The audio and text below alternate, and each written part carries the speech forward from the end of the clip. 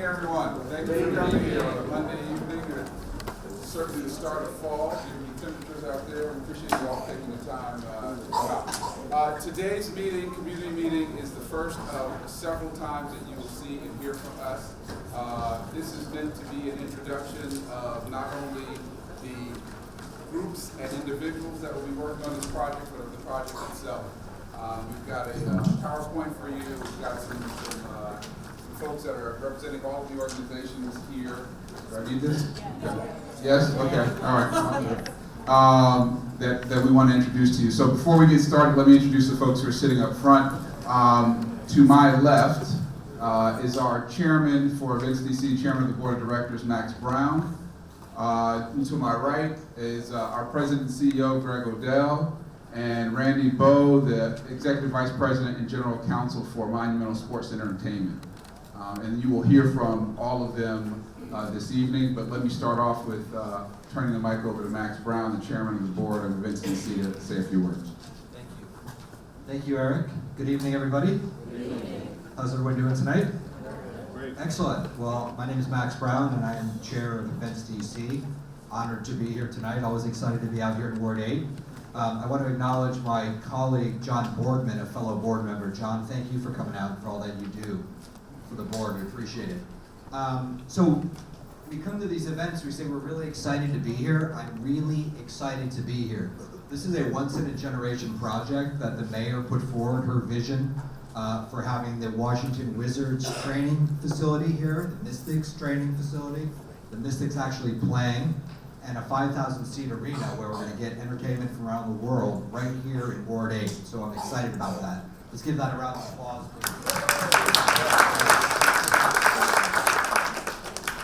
Oftentimes you hear, and so one other quick point, I was fortunate enough to work on the Unified Communication Center project down the road in my prior life. And one of the lessons learned there was these community meetings are not just something that we just have to do, it's something we want to do. It's vital because that project was successful through the engagement of the community on a real basis. We got input from everybody along the way. People told us what we were doing wrong, what we were doing right. We had course correction along the way. So these meetings are vital for us. And so we appreciate you coming out tonight and partnering with us on this project. So thank you for that. Finally, I want to say, this is I think a $50 million project. We need to make sure, and you've got my commitment, because the mayor is telling me as well, we need to make sure that the dollars are spent right here in the ward. So I'm here to let you know that this is the top priority of me, our team, to make sure the resources that are delivered to build this project are kept here in Ward 8 and in Ward 7 so that the residents of the community are able to benefit from this important project. Finally, someone who spends her day doing that is our Deputy Mayor for a Greater Economic Opportunity, Ms. Courtney Snowden. Can we give Courtney a round of applause? Courtney, thank you for all that you do for the community. It's tremendously important and helpful, and I know we appreciate it, so thank you. So with that, I'm going to turn it back over to Eric. I'm looking forward to the comments tonight, looking forward to have everyone looking and see what the sort of general program is, and enjoy the rest of the evening. Thank you, everybody. So we've already done the welcome and the introductions. I know that there are many electeds in here, A and C members that I've seen in here. I would not dare try to introduce all of you and miss somebody, so we say welcome to all who are here. And then we'll talk about the presentation between Events DC and Monumental Sports and Entertainment and what you can expect again for the project. And then essentially we'll open it up to a Q&A and talk about some specific topics and then get some input and feedback from you all. So with that, again, I should say at the outset, this project essentially is with three organizations, the city, and obviously led by our mayor, Events DC, our Convention Sports Authority, and Monumental Sports and Entertainment. And so now I want to turn it over to our President and CEO, Greg Odell, to get started on the presentation. Thank you, Eric.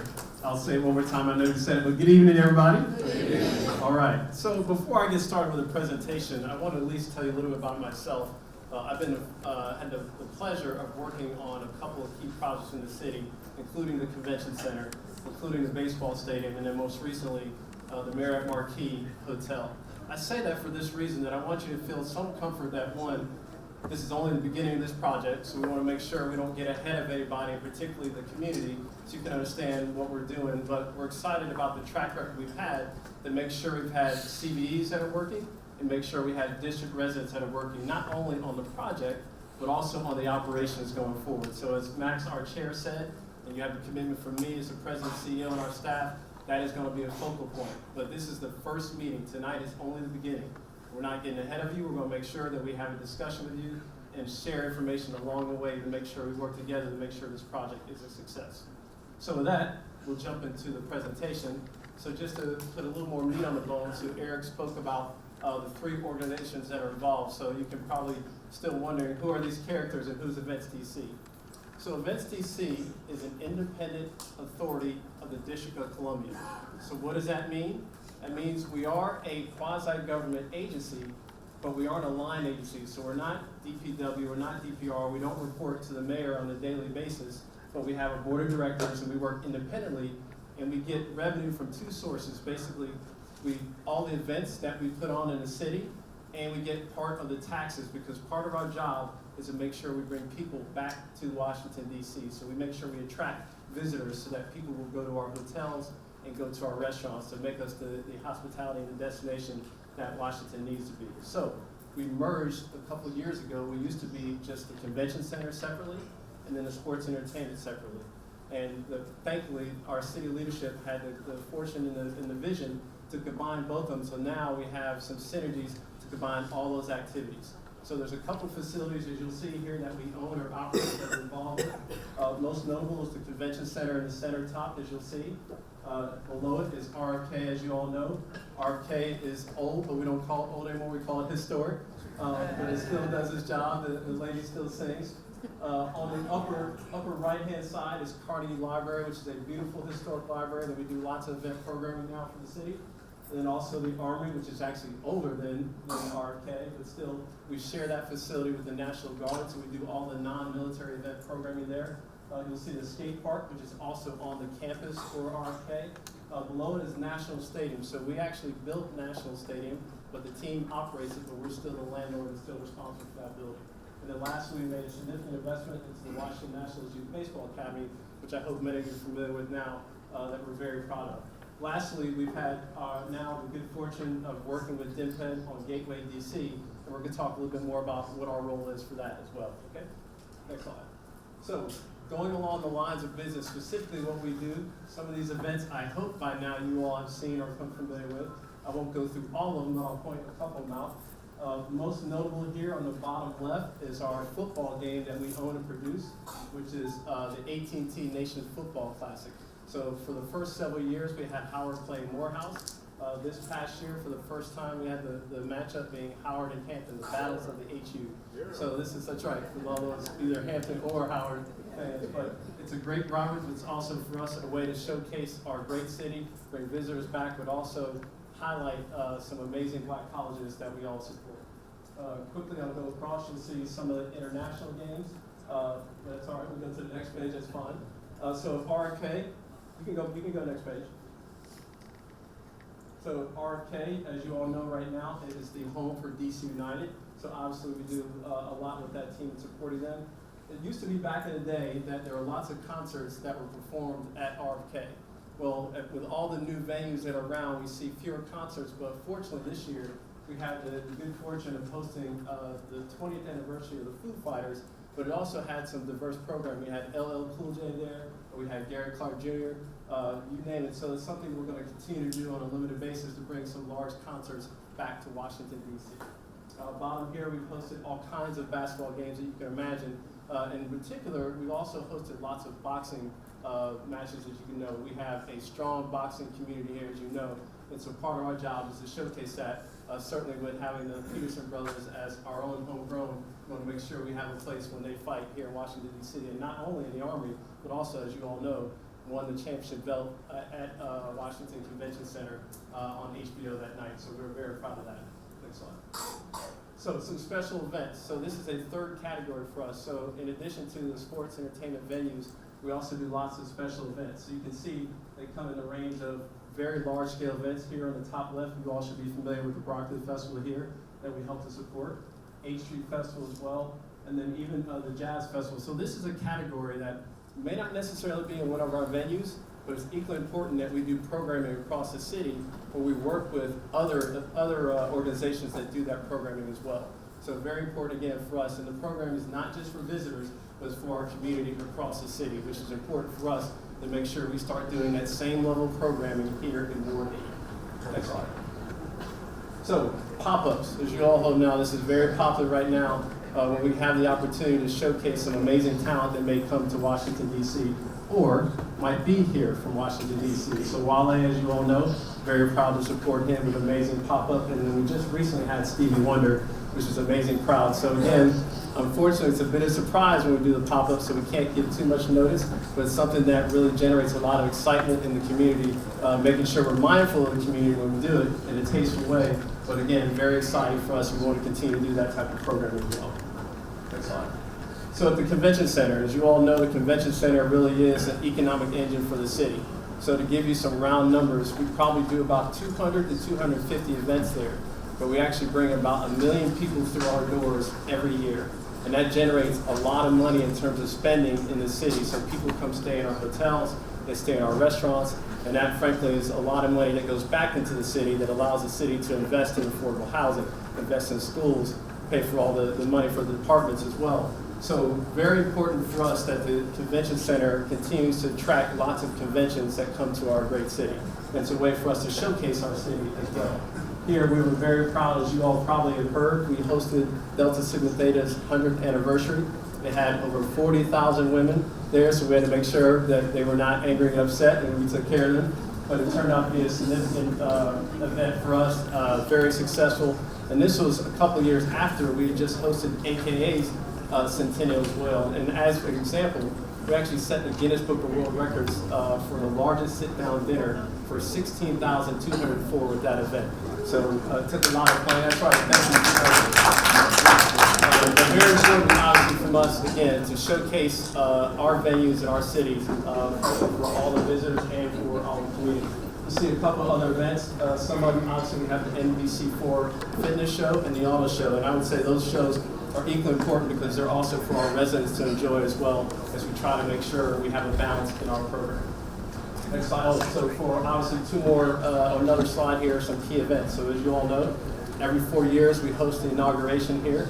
So we're one of the few cities that sees the heads of state come through our doors every year. So the fact that we're the nation's capital, there's extra care that we have to have from a security perspective and how we manage our facilities. So we're fortunate to see the president. We're happy to see him on a regular basis. And obviously you can see this is a great picture of the inauguration. And I just spoke to some other events as well that we do. Next slide.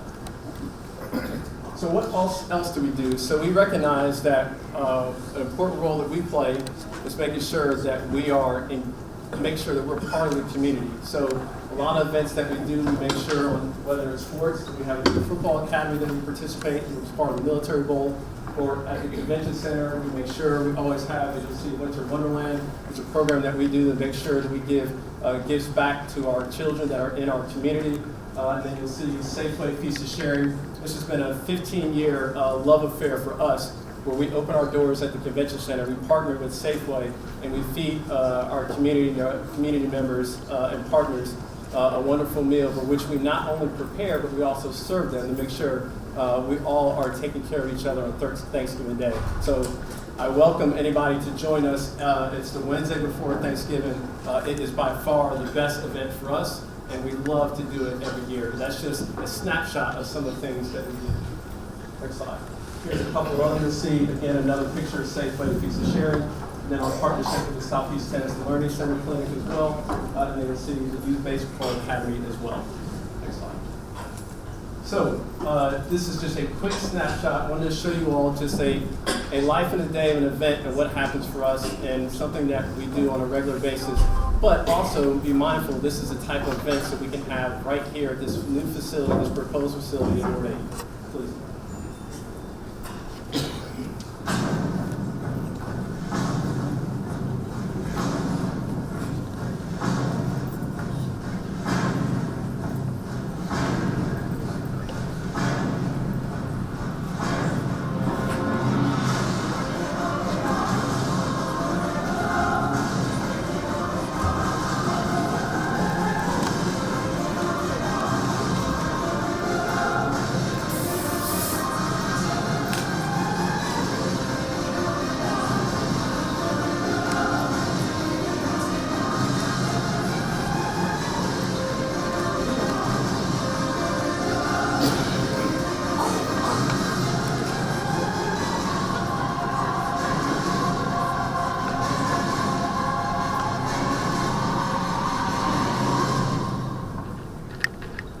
So did anybody recognize what fight that was?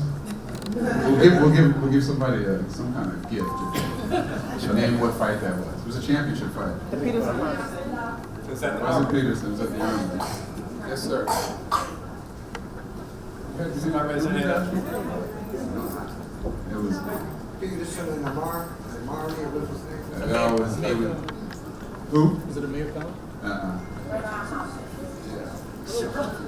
Bernard Hopkins and Shermanov. When Bernard Hopkins won the title at 50 years old in Washington D.C. So one thing before we continue, I see a lot of folks standing. We have some seats in between. If people want to come in and fill in, if you have a seat, we're going to do this like church. If you have a seat that's open next to you, raise your hand so somebody can come in and sit down if you want to sit. Yes. Okay. So moving on, we want to make certain that we bring our partners up. Randy Bowe, again, is the Executive Vice President and General Counsel of Monumental Sports and Entertainment, and he's going to talk to you about Monumental and what they do. Thanks, Eric. We're delighted to be here. As Eric said, my name is Randy Bowe from Monumental Sports. We are the Washington Wizards, the Washington Mystics, the Washington Capitals, and the Verizon Center. And I can't tell you how excited we are to be making a home here on the St. East campus in Ward 8. What I'd like to do, thank you. I've got slides too. Yeah, I got slides. This is the Wizards. We play professional basketball in the NBA. I'll tell you, we talk about all these things. So there's only one thing we really want to do, and that is win another NBA championship and bring it back home here. And then the next slide. Washington Mystics, we've been in the WNBA since the beginning. We've led the league in attendance 8 years. We've been in the playoffs 8 years. We had a playoff run this year that ended up falling a little bit short, but we also want to win a WNBA championship. And I think that this campus and Ward 8 is going to be a fantastic home for the Washington Mystics. I think it's going to be your team. And I think that's going to be a great opportunity for this community, and frankly, for this team. So I think everyone is excited. We're thrilled. So I want to go to the video, because that's better, and then I'll talk for like another minute. Go to the, it's going to show you.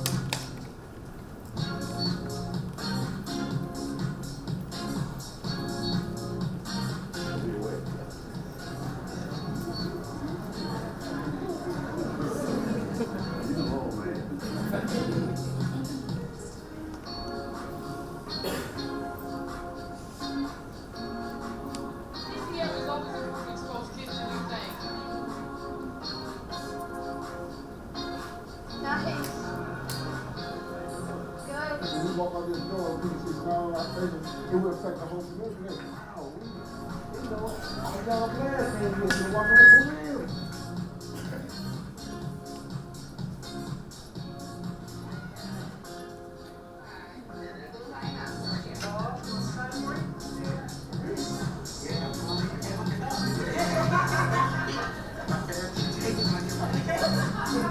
Thank you.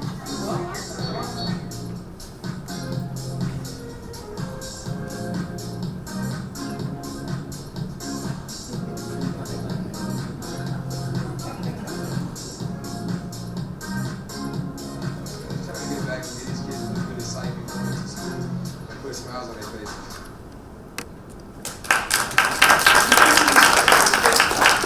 So here's what I want to tell you. Everyone in my organization, employees, players, executives, I mean, yes, we want to win, and along the way, we'd like to, I'm not going to lie, we'd like to sell a lot of tickets and hot dogs and merchandise. But what we really want to do, we recognize that what we do is a unique thing that ties people together. Sports, teams bring communities together. Teams that win championships bring whole communities together.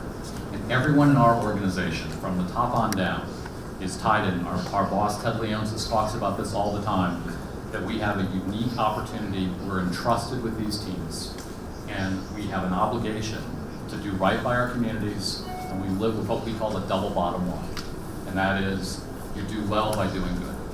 So our players, our employees, through the Monumental Sports and Entertainment Foundation, through their own efforts, we're involved all over Washington. We build playgrounds, we help out at homeless shelters, at soup kitchens, all over the place. And that's what we want to do here. We want to be part of the community, we want to help energize the community, and we want to be a good neighbor. So that's what we're here to do. That's what we're here about tonight, and we're looking forward to working with all of you. Thanks very much. Thanks, Randy. So next, let's talk about the project. I've got a video I want to show. Do you have a video? Anybody else has a video they want to show? So what is the project? The project is intended to be a 5,000-seat arena that will feature and highlight entertainment, athletics, and cultural events. It'll be the practice facility for the Washington Wizards, and it will be the practice and the home court facility for the Washington Mystics. And a possible location for the NBA Developmental League team, if such a team should come to town. We won't pressure Randy to tell us now whether or not that's going to happen, but should a team come to town, they would play there as well. You can see here from the map where the entertainment and sports arena would be situated. That's the Congress Heights Metro down in the right-hand corner with the M. And frankly, our job is going to be, and I think you've heard from our partner at Monumental and from us, we're all about selling the city as a fantastic place to have events and for people to visit and to spend their money so that it helps the economy of the city and to give back through that success to those who live here and those who are residents of the district. So frankly, I think I speak for Greg and for Max in saying that the marriage between Events DC and Monumental is a perfect kind of marriage because we believe in the same things. And that's what we intend to show you all with this new arena in this area that we believe will help to act as a catalyst for all the work that Catherine and DIMPED and others are doing to try to transform this particular area of town, but this entire ward, frankly. So with that, I will turn it back over to the boss, and he will explain to you the three groups and kind of what each role is. So I won't spend too much time because we touched a little bit on this, but I'll just quickly go through. So as you can see or understand, we recognize there's a broader initiative at St. Elizabeth's campus. So this parcel is one piece of that puzzle. The district, and you all know Catherine Buell very well, been working on that redevelopment for all this. So we're certainly going to make sure that we are integrated and we work with them. But for our purpose, these are the entities that we're really going to focus on making this parcel happen. So you've heard from Monumental what their role is, and obviously most important on this list, and we'll keep driving home, is the community. So this is the first meeting. I'm just going to reiterate that. This is the first meeting. So this is a proposed project that the mayor has seen the vision, but we recognize, and she has imparted to us, all of these entities, that we need to work together to make this happen. So this is the kind of the what we see are the four legs of the stool. So everybody has their role to play. And again, we're starting at the beginning of the night to make sure we talk about how we're going to do that together. Next slide. So some of the goals we talked about, you'll see for us as equally important, if not the most important, is making sure jobs. So there are two bites of the apple here. There are the construction jobs. So we want to make sure that we have opportunities for district residents and for CBEs to actually work during the construction phase. And then there's also the opportunity during the operations phase when we operate as an entertainment venue, and also if there's opportunities with Monumental for the operations that they have in the facility.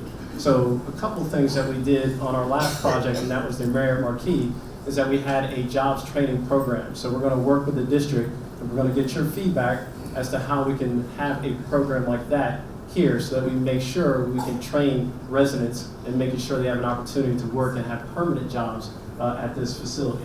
So also that include opportunities for internship. As you know, the mayor's program, it's a very high priority for her, so we're gonna obviously focus on that. And then you heard it said before, we wanna make sure that those opportunities for all jobs, but also the apprenticeship is specific in Ward 7 and Ward 8. So we wanna focus on that. We wanna make sure we focus on that, okay? Some of the benefits from the city's perspective, we think when it's in a stable year, we're gonna have 380,000 people coming to the site, which is a good thing that will activate this, but we have to make sure we're mindful of that impact on the community, whether it's traffic or otherwise. So we're gonna talk about that and make sure we address that along the way.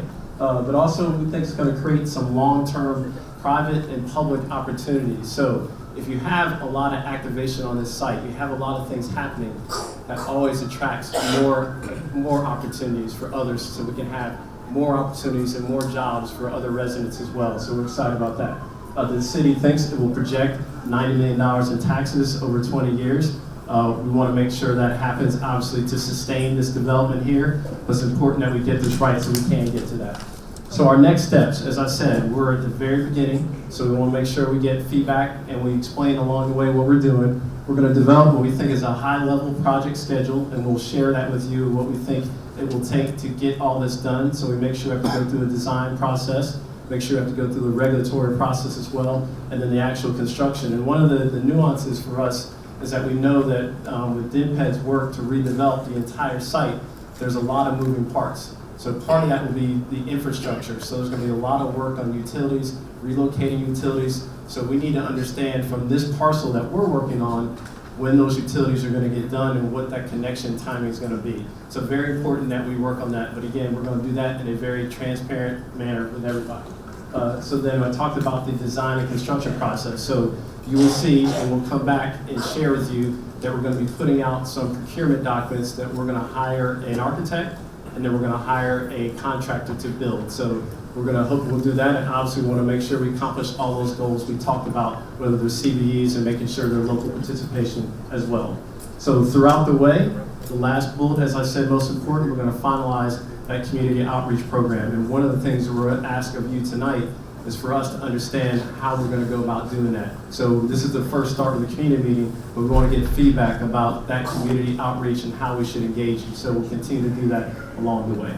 So I think that concludes the presentation. I'm going to hand the microphone over to Chingetti Hubbard, our Vice President of Marketing Communications. Thank you, Fred. Okay, good evening, ladies and gentlemen again. Now is an opportunity to hear from you. We would love to get your feedback on what you would like to see at the site, and we're going to focus on these areas. The first being... I just want to recognize another board member of ours, Denise Rollard Barnes. Denise, good to see you. Thank you. So we'll focus on these areas: community input, needs and process, jobs, transportation, culture and art, and then an open Q&A session. So the first one is going to be community input, needs and process. How would you like to hear from us, that sort of thing? Ma'am. Yes, please. My name is Rebecca Morris. Something that I have a concern in which we usually have new stadiums such as the National Stadium. Once the National Stadium came in, there was a lot of people got kicked out of their homes, apartments, buildings got shut down, and a lot of schools got shut down too as well because of that. In the Eastern Market area, such as there's Hines that shut down now. I mean, that just recently got shut down, but there was also an elementary school that was over there that was shut down as well. And because of that, it creates a domino effect of other public schools being overcrowded, which creates a community of teachers who can't handle way too many students, which means there's less resources that can go around that students can use, which creates a generation of, we see out there's a high amount of teen violence out there because of little things that you can do at school that you can't do because there's not enough resources. So with this coming up, will there be that same effect of schools being shut down so that we can clean up, clean up it, when they usually clean up the community for tourists, they usually shut down schools and kick out the people or the natives that's there. So will you have that type of effect we used to have that type of thing going on as we see in other communities. I mean, not other communities, but other parts of the community. So, very good question, and I worked on the baseball stadium project. So, I would say the difference between this project is that we want to make sure for us, what we're first building is on the site, so we're not moving any schools out or moving anything out that's in existing operations. But we want to make sure that whatever we do is actually going to support the community. We don't want to run over the community or push people away. We want to make sure the things that we're doing in relation to this project, and frankly from the city's perspective, in relation to all of what's happening with the redevelopment of the St. Elizabeth's campus, is enhancing and not pushing communities away. So that's something that I want you to hold us accountable to as we go along the way when we're building this project. And frankly, for all the redevelopment that's also happening around not just parcel, but on St. Elizabeth, that needs to be a focal point that we all need to make sure it doesn't happen. Okay.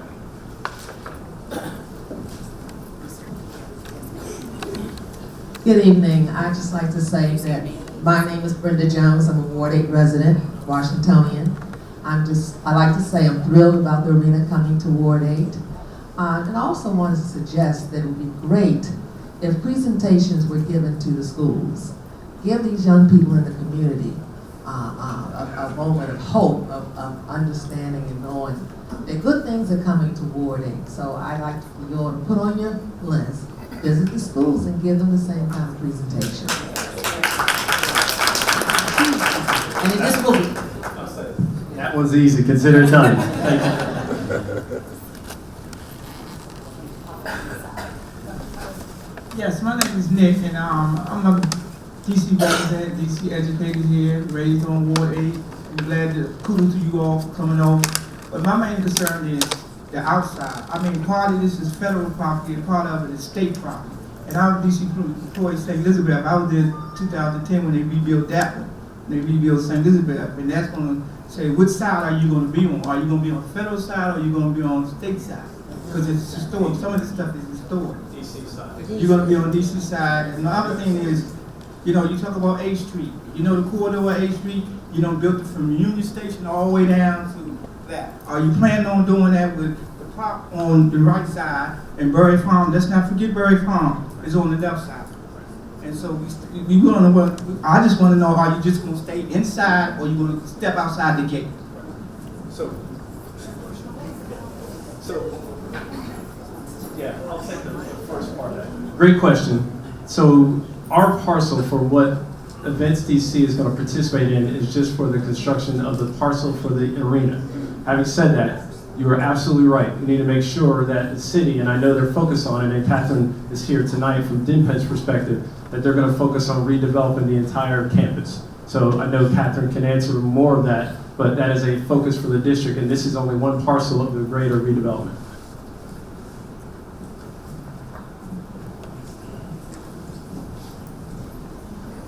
Good evening, welcome everybody.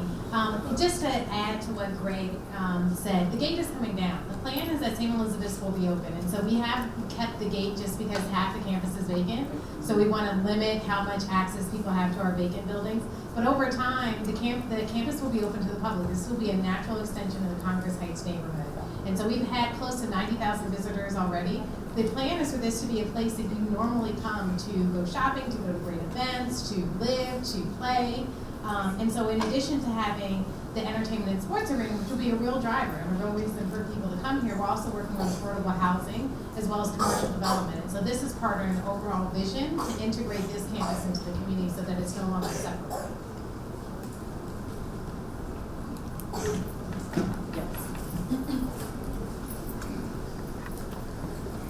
Good evening.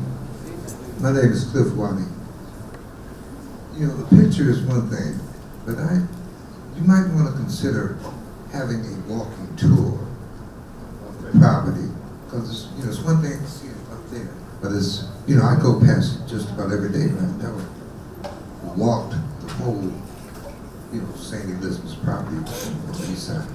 Another thing is, what's to happen with the homeless who are currently housed over here in buildings, some buildings in St. Elizabeth's East? I mean, are you going to impact on it, or what is the plan displacement of these folks?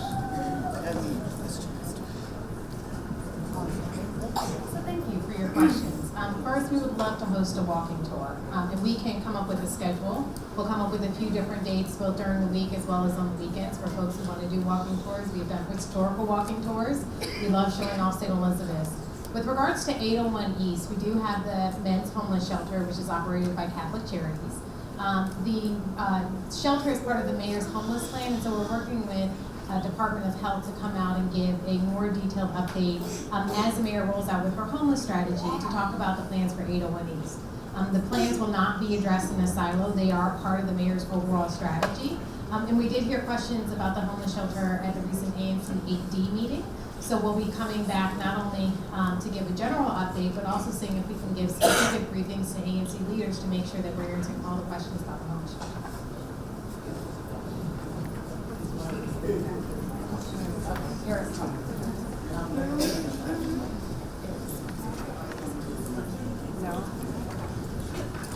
My name is Alan Breed. I'm an 80-year resident of Kingman Park. We have found in that particular area that when the city decides that something is good for the city, but not good enough for their neighborhood, they put it in mind. All the things that you want, and they're not good enough to put in your house, you put them in my house.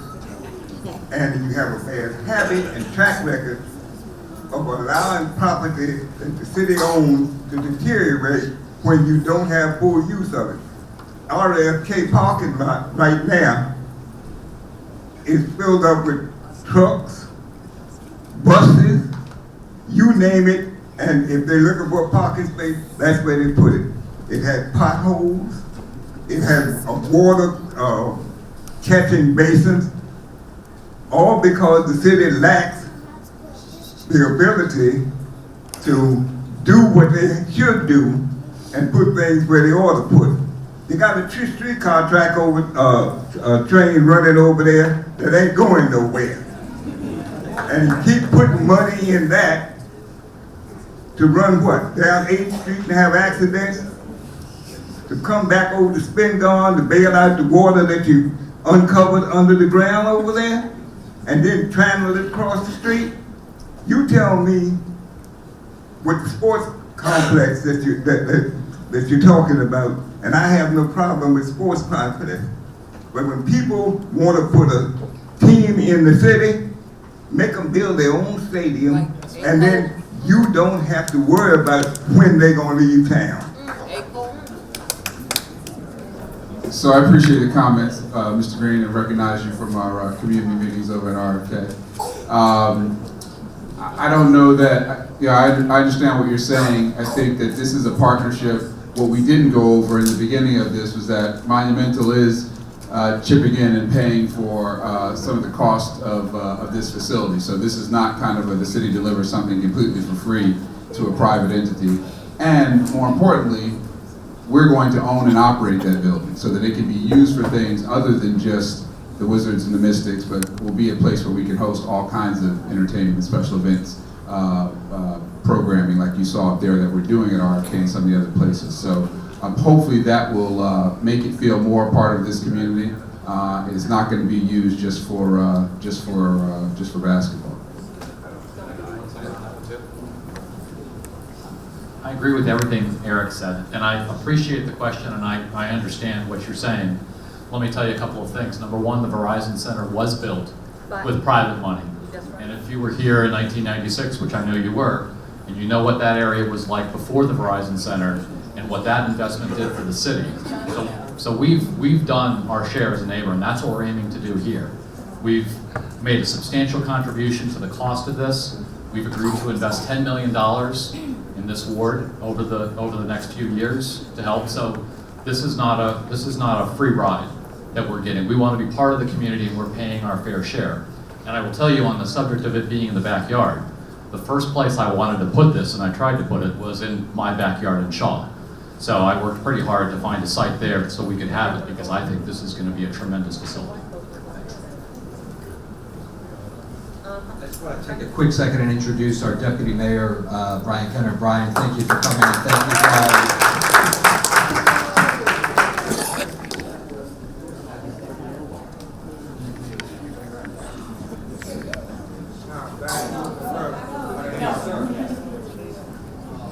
Not trying to be funny, there's a ghost in here that keeps telling me to get up. And he said that our lives begin to end the day we become silent about things that matter. And the only thing I say, brother right there, I knew I remembered you, and I'll get to you in a second. But it's one thing that everything needs a foundation, the basics. So I'm speaking on what we're speaking on, and also jobs, because I know if you want to pull them in, all you got to say, we got jobs. And here they come. And don't nobody get hired. You know, now, reason I say foundation, because I'm going to admit, I voted for the mayor. You know, I don't have no problem with her. But when I say foundation, as far as basic things, that I give this class for these youth. And I had a young lady that was in the 12th grade the other day, and she comes from one of our great charter schools. You understand, I asked her a question she couldn't answer, and I haven't cried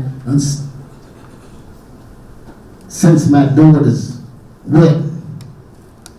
You understand? So today when I was on the bus, I seen a young lady that had on the same shirt of the school she went to. So I say, what I asked her Thursday had to be a mistake. And I asked this young lady, she was 9th grade. And the question was, what is the nation's capital? And they damn couldn't answer. That's a problem. So I know if you got jobs, we'll be cleaning up bathrooms again. Our kids don't know that because they can't fight for themselves. Somebody fought for me, so I'm going to fight for them. Now, I'll just say that without no argument. Like I said, I voted for her. And to get back to you, brother, I do remember you with the Marriott Marquis. And I heard this and that, and they gave y'all money to train. And I seen all those people come in there that y'all had trained say they wasn't qualified. But you trained them. And they didn't get hired. They didn't get hired. The truth is the truth. You know, there's a lot of witchcraft going on around here. You know, that law is still on the books. They'll lock you up. You can't practice witchcraft. Let me respond directly. So for the Marriott Marquis, so we went through a recruiting process and recruited from all wards. And for the first job, when they first had or opened that building, there were 500 jobs in that building. Over 200 people from our program got hired in that program. So it wasn't witchcraft, it was real deal that we hired people through that program. So we're gonna do the same again here today. Whatever I say now, it's gonna stick with me, okay, and they're still there. So our job is, we're not running away from this. I'm gonna be here through this. So we're gonna work together to try to make this happen. I promise you that, okay? Good evening, everyone. My name is Kemi Morton, and I'm a longtime resident of Ward 8. I just got back from traveling in Africa for the last 4 years. I've just been here about a year. And I noticed that my neighborhood is just the focus of attention all of a sudden, you know? I mean, we used to be, what was it, the last, the lost, and the least, and now we the found, the first, and the fabulous, right? And I think that's good, right? But at the same time, I drive up 14th Street, and 16th Street, in the Shaw area, and I mean, I don't recognize those neighborhoods anymore. And I don't want Ward 8 to look like that. So I'm a little concerned that, yes, it's a good idea, maybe, I don't know, I'm not sure, but it sounds good.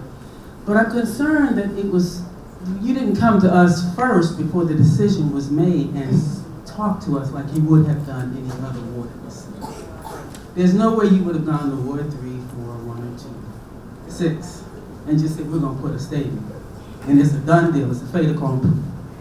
So my question is, what is in it for the community? How much money is the city putting into this? I read 23 million, is that correct? The city's putting in 23 million? That's correct. Okay, so who does that money go to, the 23 million? That's the cost of this facility. It's going to the cost of the facility. So the city is paying for this, and the city will own it, right? Okay, all right. Well, yes or no, yes? Yeah, so there's two organizations. There's the District of Columbia who's putting 23 million in, there's Events DC who also putting money in. How much is against DC for 27 million. Okay, right. And so the city will own it, as you said, and we will operate it. And you will lease it from the city?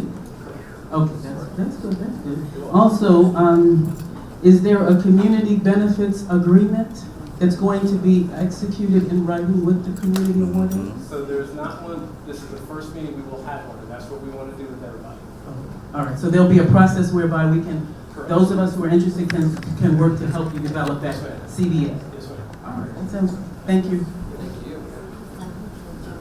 I am so excited about this project. We are going to finally have a destination in Ward 8. But I have one concern. It's the traffic, transportation. All roads, alleys, creeks will lead to Ward 8.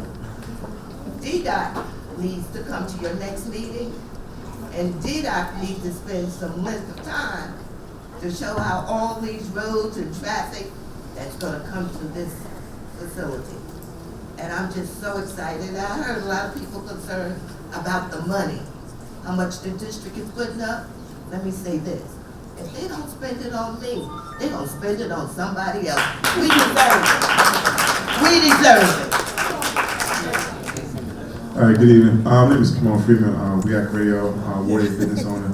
And for those who, I understand you guys in the hot seat, but you gotta understand the frustration, because we've seen when the mayor says that we want the same development that the city has seen to come to east of the river, we shudder because you know what this is. This is the last frontier for our communities.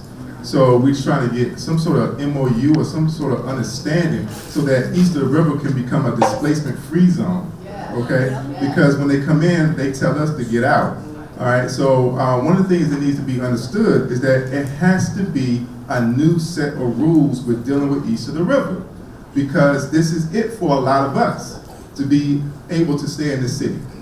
And so one of the things I would strongly suggest, because I asked Mayor Anthony Williams this, I asked Mayor Bowser this, and they said the same exact thing, and I quote verbatim. Well, would you support a property tax cap for all existing businesses and residences to prevent us from being priced out after the fact? Well, I wouldn't go that far. Well, that's for them to both say the exact same thing. Sound like it was a message. There was no message. That there's been other conversations addressing this. So I don't want to put these guys on the spot, but I think that is something that hopefully this group of people and other residences can get behind and try to say it with authority. Can everybody say displacement-free zone? Displacement-free zone. And then we can get along.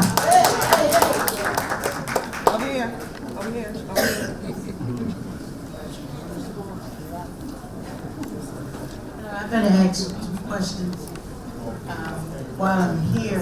First, I want to know, will there be opportunities for the small businesses that are now in Ward 8? And also, would there be any type of housing on this site?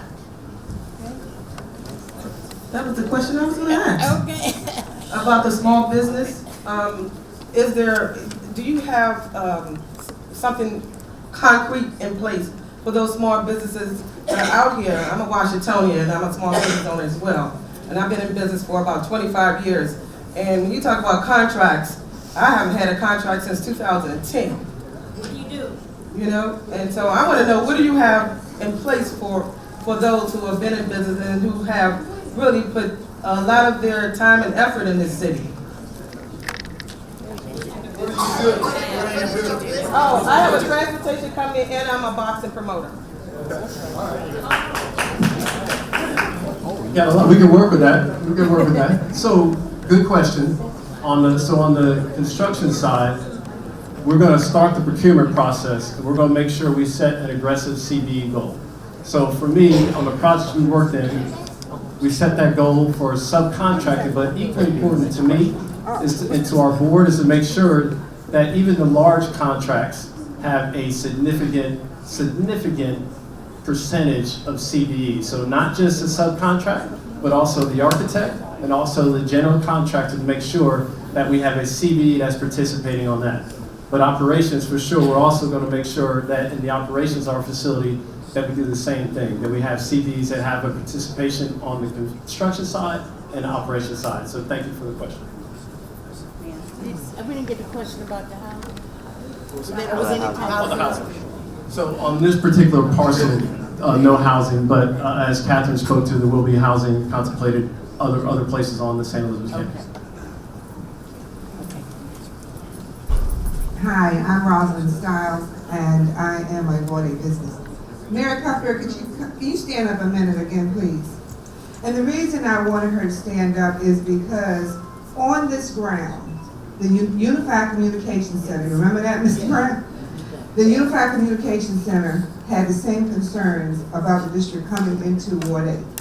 And Mary Cuthbert and the community instituted a memorandum of understanding where the residents got first preference for jobs, for construction, and they monitored every month. Mary Cuthbert was on her job every month. That was the first time that a written agreement was entered and implemented with the District of Columbia between the community. So it worked so well. It worked so well that Mary implemented the same thing on the St. Elizabeth Hospital. That's also on these grounds. So what we need to do as a community is to put our hands together, our heads together, and come up with the strategy. What is it that you want? Put it in writing. Sit down with the city, negotiate your agreement, and then hold them to it every month. They have to report to you what they do and how they do it. So that so the goals are not in the sky and nobody understands, and people can say they didn't get what they didn't get in terms of jobs and opportunities. So thank you, Mary, because she made that happen on these grounds, and I'm quite sure she's going to do it again.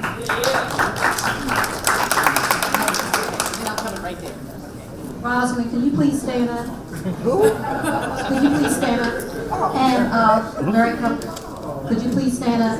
So since you suggest that, why don't you start a committee on that? Absolutely.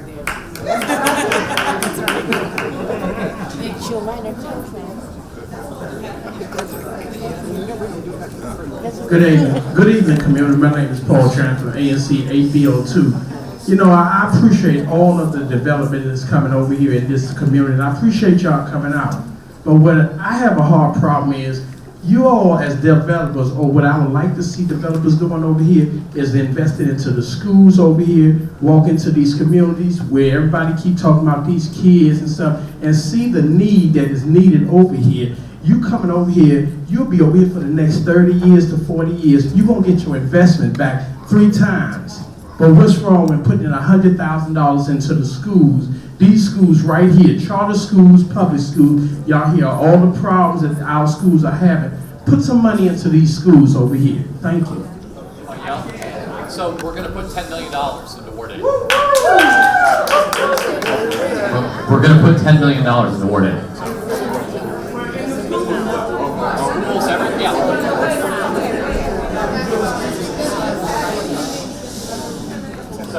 So the $10 million is to invest in Ward 8. And that means helping businesses, helping schools, helping nonprofits. We're at work right now trying to figure out exactly what we want to do. But it's $10 million to invest in this community. She said how? For the life of the next 20 years. Over 20. How? So what do you mean by how? How is that going to be allocated, that $10 million? Well, that's what we're working on. So we're gonna invest in schools, we're gonna invest in local nonprofits, we're gonna help do job training, a whole variety of things. And we're just in the early stages of figuring out exactly how we're going to do that, but we're going to do that. Good afternoon, my name is Ms. Simmons. I'm a Ward 8 resident, single parent of one. My question is about the employment opportunities for those who are seeking employment. My question is, have you all considered employing those who are a part of Project Empowerment, as well as those who are graduating from UDC? Mr. Obama did grant DC residents that they can attempt to go to UDC for free certification. Once we receive those certifications, it is complicated to attain employment. But when we graduate, we all do walk across the stage and receive a very nice certification. I was lucky, I did receive employment. I'm very adamant. I do look forward to it. So I graduated from UDC in June. Luckily, I started my job in April. But my question is for those, we have fellas, we have women who are coming home from jail, and they're enrolling themselves into the Project Empowerment Program as a program federally funded here in the District of Columbia. There are a lot of gentlemen that I see on a daily basis at work who are hungry. They are looking for employment. And the kind of employment that they are looking for are the ones that you will be seeking for those who, will that opportunity be available for those at Project Empowerment?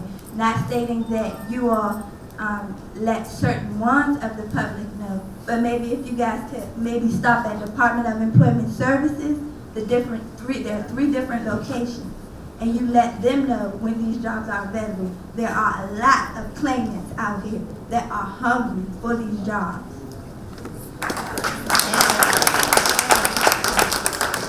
I'll just quickly respond. First of all, congratulations on your employment. We're all glad to hear that. So thank you for doing that and going through the program. That's a great suggestion. So we think it's something we'll absolutely want to do on this project. Right now, just so everybody knows, at Event CC, we have a program right now that we're working with the Office of Returning Citizens to make sure that we put people to work. So we'll make sure we look at that program as part of this effort too. Thank you.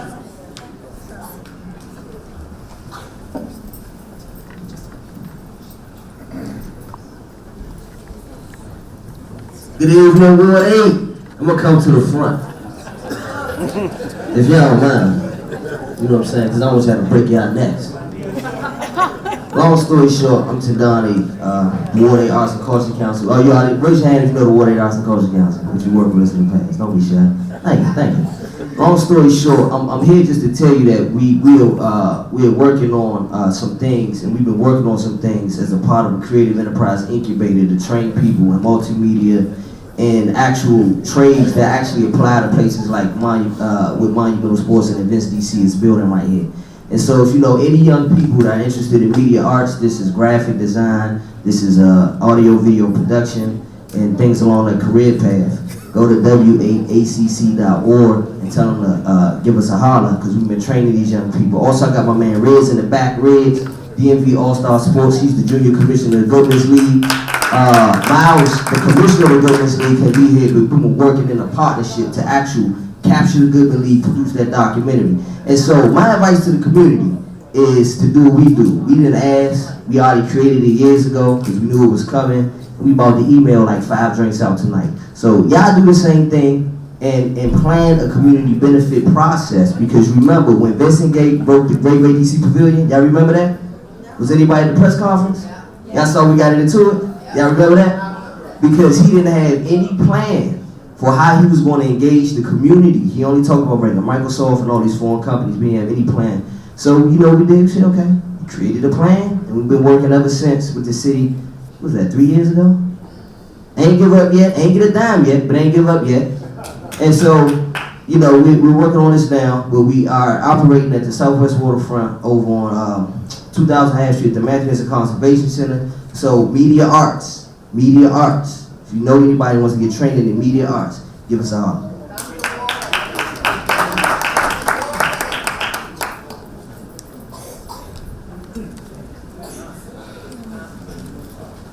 Good evening. My name is Anthony Muhammad, ANC 8E. Yes, everyone is excited. All of the business owners in Ward 8 are excited. All the developers are excited. What we would like to be excited about is the CBA, the Community Benefits Agreement that's negotiated by the community. not by the developer, not by Events DC, not by the Mystics. We would like a 10-year moratorium on tax increases with small businesses and homeowners.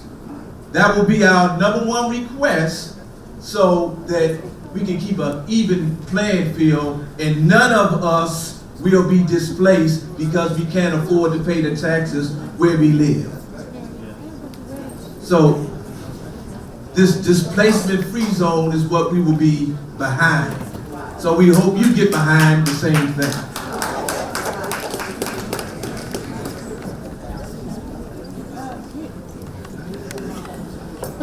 How y'all doing? My name is Clarence Jackson. I'm the owner of the IHOP in Ward 8. All my employees are from Ward 8, from the managers to the customers. I have two things. Number one is about the $10 million. I think we should get a board together so we can show where the money is going to go. So we just want to take some money anywhere. Number two is about the CBEs. I know it's 35%. We're going to see if we can go higher than 35%. The contractors and the small contract also with some trucks. So we just want to make sure we can do higher than 35%. Is that a yes? Yes, we will, or you just shaking your head? Yes, we will. Two things. So I mentioned on the contract and the major contracts, we're going to make sure that's even higher, and that's 35%. And that's the biggest contract you can get. Yes, Higher that will than be higher than 35%, and we'll even strive to do higher on the subcontracting as well. All right, and the 10 million.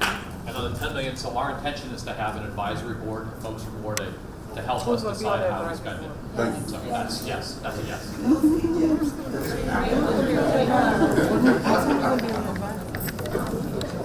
Good evening.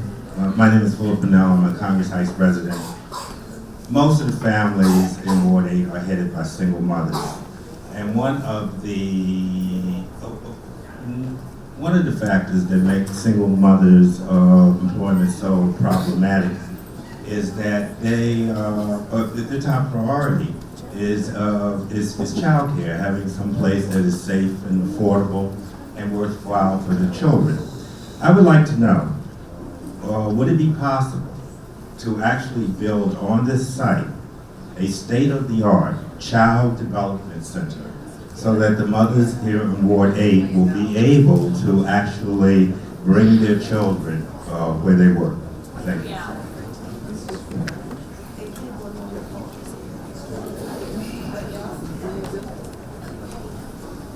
So Bill, thank you for your comments. As part of the phase one, I do want to mention that we are going to have commercial and retail areas, and we're thinking about what that is. Childcare and things that actually matter and will help people on a day-to-day basis is part of that conversation, and so we appreciate that comment. I also want to mention that for folks who haven't learned about all of the other redevelopment plans, we have an affordable housing building that's being built as part of the CT campus, which is a historic cluster of 7 buildings. We have affordable for-sale home ownership opportunities that we are bringing to this campus. I would encourage everybody to learn about what else we're doing here at St. Elizabeth's East to complement what's going to happen here at the entertainment and sports arena. And I'd love to talk to you more about how we pursue a quality child care center and try to bring it to St. Elizabeth's East.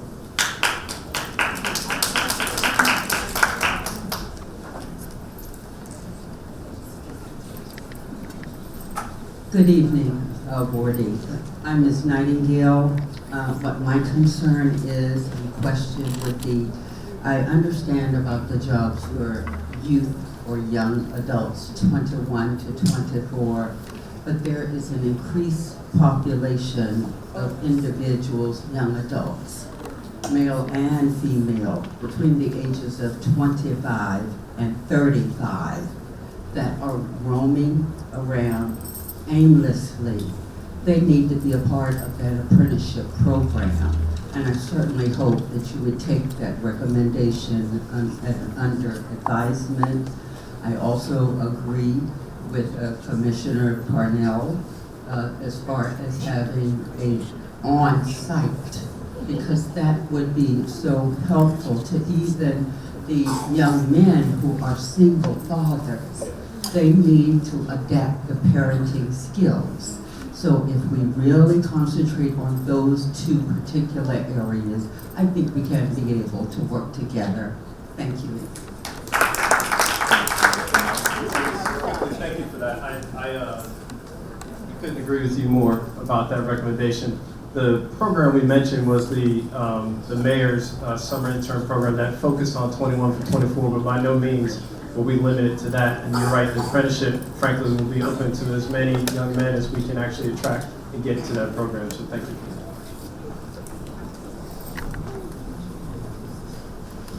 Hi, my name is Heather Lawson. I'm a Ward 8 community member, and also a lot of what I do in the community has to do with recognizing and amplifying the least among us. And so to that end, we started out talking about engagement and outreach. And so what I just wanted to add to the conversation was that as we have these meetings, it's important to get all voices in the room, all stakeholders engaged, and for you all to appreciate the digital divide that exists among not only older residents of Ward 8, but also the information divide that exists among all of Ward 8. I heard about this meeting via social media, Facebook, and I know several of my friends and community members also heard about it through social media. I'm certain that some information was shared via ANC meetings, etc., but there's still a large portion of stakeholders who need to be in this room and at future meetings who are either not plugged into those Facebook or social media platforms and or do not attend ANC meetings. But that does not make their voices any less important. And so I just want you to be appreciative of that and really come up with some ways for engaging those folks and getting the information out to them, even if that means handing out flyers, etc., at the metro stations and or at community organizations, some of which were raised, or social service agencies, some of which were discussed earlier. Thank you. Good question, and Pete will address that. Thank you for that question, and you're absolutely right. I've been personally going around to some of our community members here, having lunches and going to different ANC meetings where I've been bringing this up and telling everybody about it. We've also dropped off flyers at the Anacostia Library. We went to the IHOP around the corner. Thank you for letting us do that. The art, we've been over at a bunch of different places around the community. And we will continue to do that. And one of the things that we do want to hear back today is where we need to be touching base with you all and how you all would like us to communicate with you. We are working with the ANC leaders in order to get some flyers handed out. We dropped off over 200 flyers to a couple of different ANC leaders, and we will continue to do so. Correct.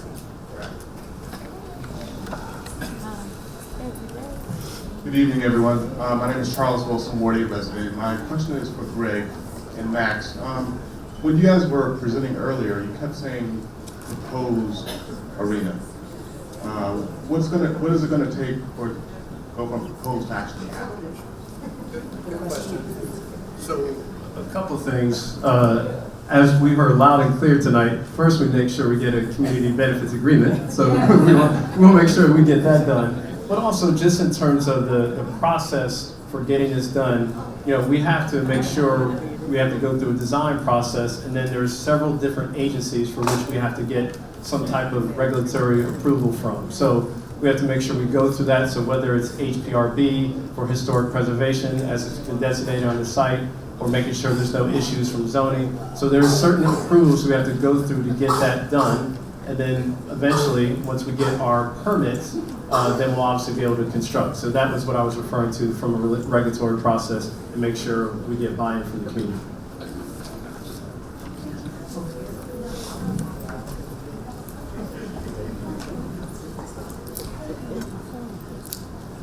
Good evening, Al Swells. Greg, let me just ask you a question. It seems like since the residents wasn't at the table when this deal was constructed, maybe you could tell them a little bit, since you represented them when you was at the table in the government floor all day. What should they be concerned about with this deal?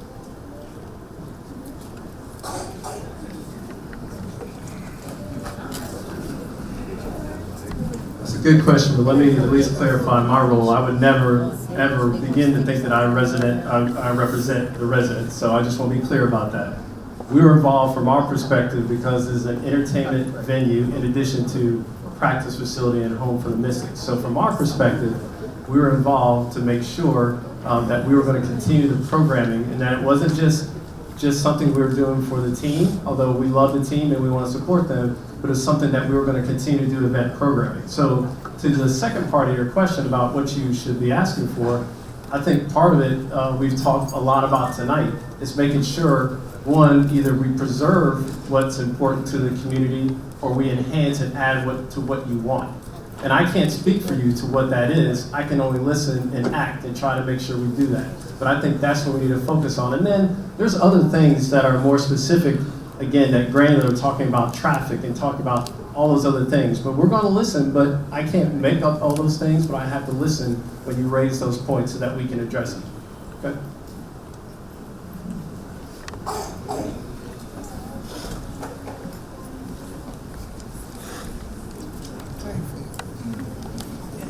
Question I'd like to ask is who's responsible for anything in this city?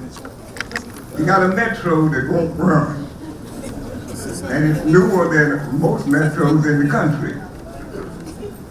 You put people in housing out of DC General in the past month. With feces coming up through the plumbing, nobody inspected the building to find out if the building was habitable. Who's responsible for anything? Nobody gets fired. They get a new contract and they get a raise. They retire with all the money that they can get. You tell me about the hospital, Greater Southeast. Greater Southeast wasn't nothing. You closed DC General and you had people coming here from Arizona selling you a bill of goods. We can make Greater Southeast one of the better hospitals in the area. Hell, they say here 3 years, put the money in the suitcase and catch a bus back to Arizona. Who is responsible? When does somebody get fired for not doing their job?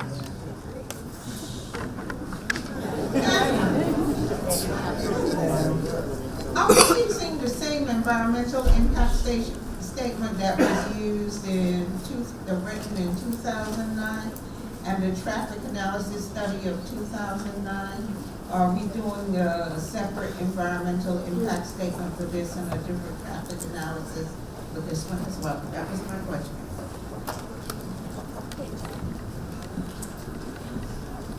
Jackie, you always ask great questions. Thank you for that question. So we're actually not doing an environmental impact statement. There was an environmental assessment done in association with our master plan. Our master plan allows an entertainment facility as a matter of right. That being said, we will be doing a traffic management plan to talk about traffic circulation associated with the entertainment and sports arena. That plan, and the reason that it is one of the bullet points on this list is because we've heard a lot of concerns about making sure that we're not adding to the traffic problem, and quite frankly, hopefully we will enhance how traffic flows in the area. So as the entertainment and sports arena is designed, we'll be coming back to the community and talk about traffic management plans, and that will be similar to what we did with our master plan, where there are a series of meetings, and the community will be able to comment on the initial plans, say this will work, this will not work, because community members know how folks travel through the neighborhood, and then come up with a final traffic management plan which will be implemented as part of the operations. The reason that it hasn't come out today is because we just don't have a design facility. So this will happen over the next year and a half as we're designing the facility and coming up with firmer plans.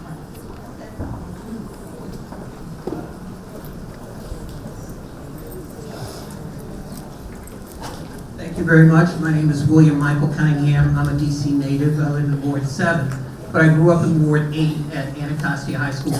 I'm an economist, so I'm going to talk a little bit about the economics of this project for the community. Whatever they're telling you the value of this project is, double. This guy says $10 million, you should be getting $20 million. And I'll tell you why. When Lafayette designed the city, he designed this part of the city to be the most valuable part of Washington, D.C.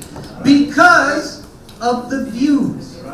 Because of the views. Now, they've kept the valuation down for the past 50 years. And again, I went to Anacostia. I grew up with the guy that started the Anacostia Museum down the street, Reverend Kennard. So again, I'm very familiar with this area. And one of the things I would suggest you as a community do, there are a couple of things. Number one, this community benefits agreement is doesn't have any teeth, right? What you need is a community benefits agreement that lets you issue an injunction to stop the development if they don't meet your goals. Why am I saying that? What happened when they did the St. East project in terms of the black employees from the neighborhood down there? You went down there, and I've gone around to all 56 construction sites in DC and taken pictures. All you see are Hispanics.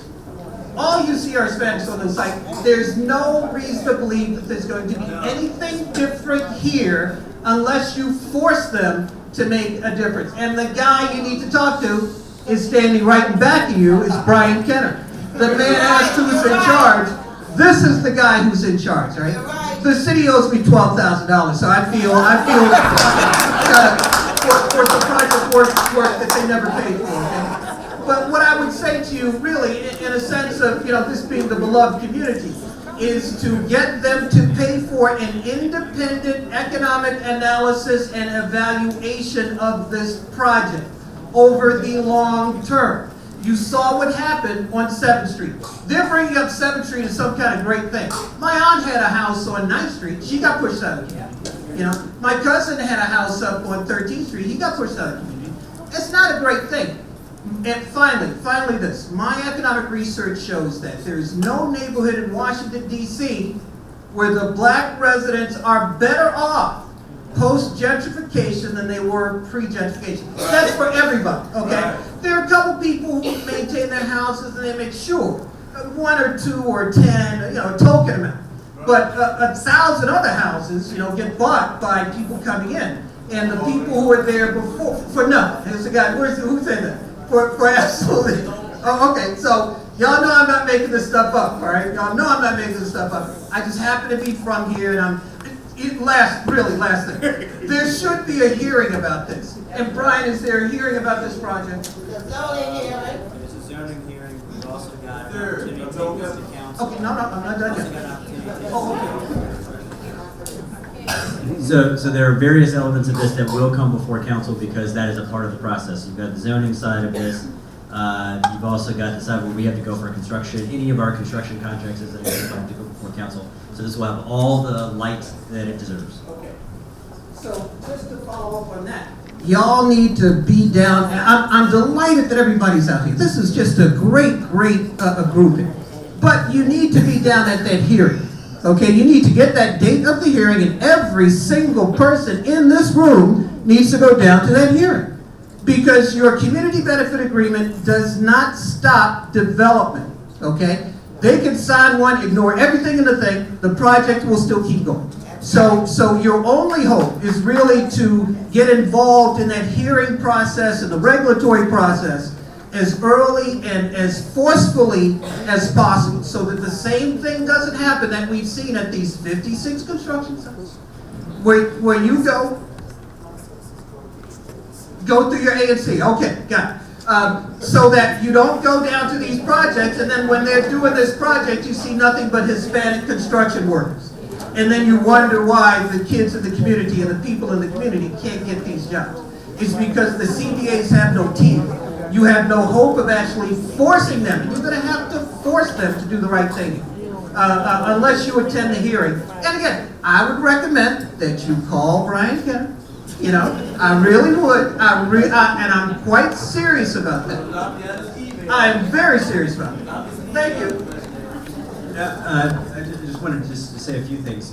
One is that I think from the city's perspective, and I represent sort of the city side of this, we have been very... Exactly. Who are represented by the city. That's exactly right. I represent... Exactly correct, sir. Exactly correct. One of the reasons why we thought that it was important to move forward with this project was because Ward 8 does not have as much investment as it should. It has been underinvested for many, many years. So one of the things we are trying to do is to increase that investment. As it relates to the previous point about sort of city involvement generally, we intend to be working lockstep with Events DC, with Monumental, about the community benefits agreement, with a lot of the other things that were said today. And plus, one of the reasons why I, Catherine, and lots of other people from the Deputy Mayor's Office are here is to hear exactly what you all want. That is important to us. So I just wanted to add those two things. Good evening. I a senior and I've been out here in Ward 8 all my life. I've seen people come and I've seen them go. I saw them when they were out here, when it was Caucasians on one side and us on the other. When it got to the point there was Caucasians, got too many of us, the Caucasians moved out, okay? Now, I understand there's a section 3. Can anybody tell me about this section 3? Section 3 is housing. Is it part of housing? Okay. Well, I'd like to know who all in charge. Yeah, I'm back again. No, I'm serious, and I just heard what that guy said, and he said that this area is most historic than anywhere in D.C. And I just want to mention that this $55 million, that's a drop in the bucket compared to what they spent on the other side. And ain't nobody over there. No lot of people get no jobs, like he said. Man, I was going down watching the tags, just calling the capitals off. So many different tags. North Carolina, South Carolina, West Virginia, And I'm just saying, there is no question. Now remember, I'm talking, so if you say, if there was a job for butt kissing, you'll be a millionaire, so don't kiss no butt here. I'm talking. You understand? But what I'm saying is that, come on, man. Nobody complained about no traffic, and nobody was getting tickets when Martin Luther King was filled up with cars from out of state. Come on, man. You stroking me like a cat, man. I done seen this a million times. A million times. But one thing, I got a good memory, so I'll see you again. And I think you're a good guy, but I'll see you again. If they're not hiring, I will tell you. Hello, I'm Mr. Battle. I work with I'm the Workforce Development Specialist at Hawkins. And I wanted to ask a question. I know we work together already. Is it possible, because a lot of the community-based organizations are receiving funding already, that we can get some kind of list of upcoming jobs so we can train accordingly? Because usually what happens is these jobs come up, and unless Preview people over in Ward 8 are not certified or trained properly to get the jobs that are coming, which causes us to stay unemployed. Is it possible, can we get some type of commitment to say training is coming, or training is going to be done or needs to be done in carpentry and plumbing and these necessary skills to make sure that they're ready for these jobs? Because we don't want to wait till the last minute and say, oh, we need 500 carpenters, and people coming from DC Central Kitchen with graduation certifications in cooking trying to be a carpenter.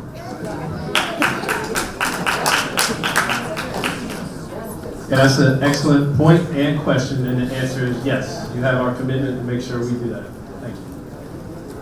One more question from someone who did not ask a question.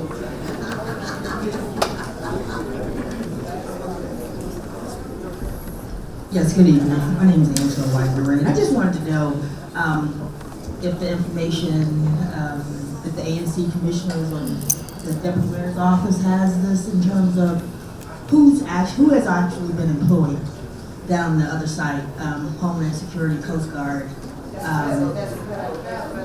But regardless, because still with federal, you still have first source hiring and things of that nature. I know this is the east side, this stuff right here, check it down in Mary's office, but still, I want to know, I want someone to give us some information. I don't care if it's federal or local. We still, in terms of the residents of Ward 8, want to see who's being hired over here, where these major investments are. I'm very happy about this investment that's coming in. But too, we want to make sure that the residents in Ward 8 has first dibs and our position that we're prepared to take advantage of this development.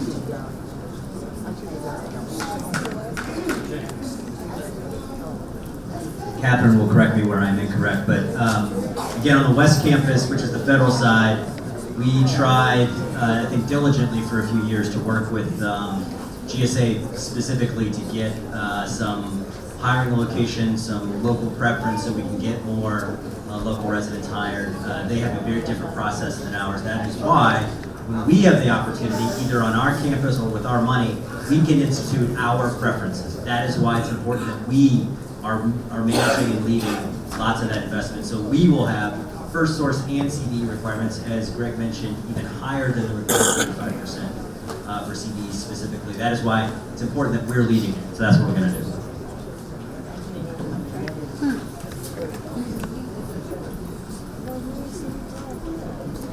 So we're about to wrap things up. Before we do, we have been joined by the council member from Ward 8, LaRuby Mesa. We'd like to offer an opportunity to address you all.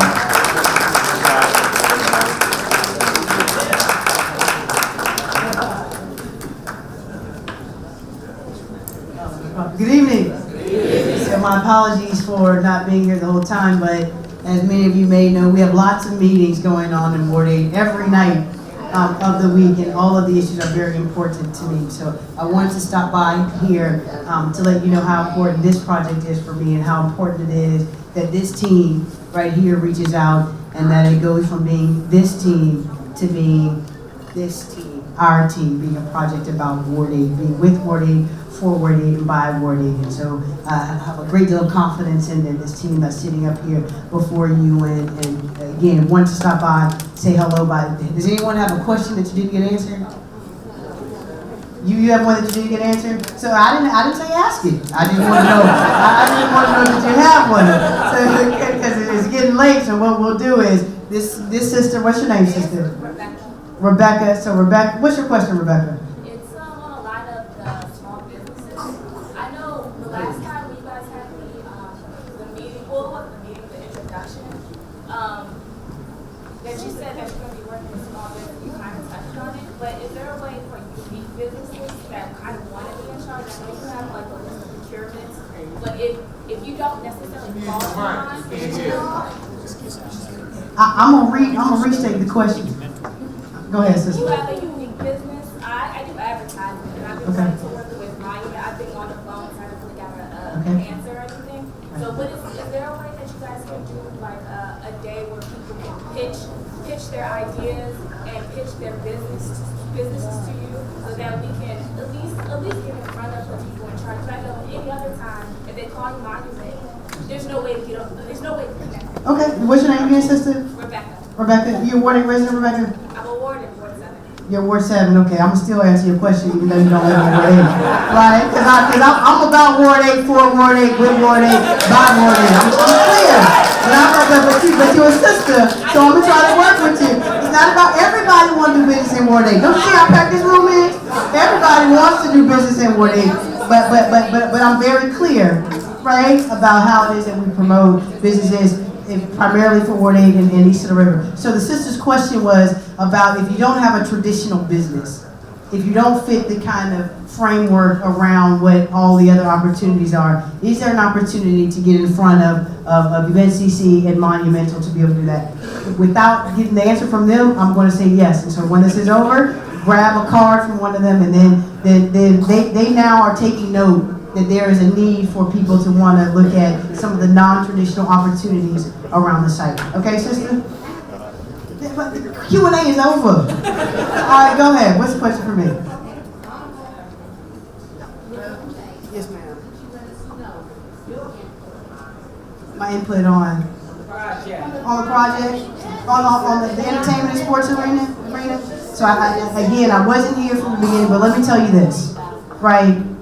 Is that I am 100% excited that we're going to bring something to St. Elizabeth to help ignite development for our community. The campus of St. Elizabeth has been dormant for far too long, right? Ward 8, we've been left out of the economic development and the economic growth around the city, right? That's had prosperity for everybody else in the city, right? And I'm excited for the leadership of this team that's willing to come in and say, you know what, we're going to ignite the development on St. Elizabeth so that we can begin to ignite and serve as a catalyst for economic growth in Ward 8. So I support the project, right? And so, but again, this team is clear where I stand in terms of building the capacity of Ward 8 businesses and Ward 8 residents, and then for our residents and businesses east of the river. Thank you. There are no more questions. I know that. Because I'm not going to take any more questions because that's how I roll. But thank you all for coming. Thank you. All right, so just to wrap up, we've been capturing your feedback and your input. We will have a website that's dedicated to this particular meeting and the ongoing dialogue that we'll have with this community. If you go to eventsdc.com and look under the About Us section, there'll be an area for community, so you'll be able to access some of this stuff. And we'll do some Q&A and the questions that we've got, and have some FAQs up there, frequently asked questions, so that you can see things there, but you can also submit, I think, questions there as well, and see this presentation and anything else that we have to distribute to you. Thank you all for taking time on your Monday evening. If you hadn't, get some pizza, because we're not taking any leftovers out of here, and we look forward to continuing this conversation.